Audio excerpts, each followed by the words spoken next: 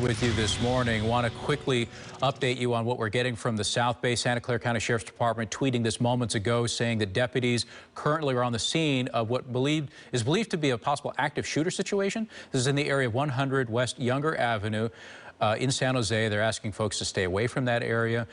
Keep it tuned to Crowd 4. We'll keep following this story for you. I know our assignment desk is making some calls right now, trying to get some clarity on exactly what's happening, and we'll keep you informed as we learn more. All right, we'll be right back with more in just a few minutes. Don't go away.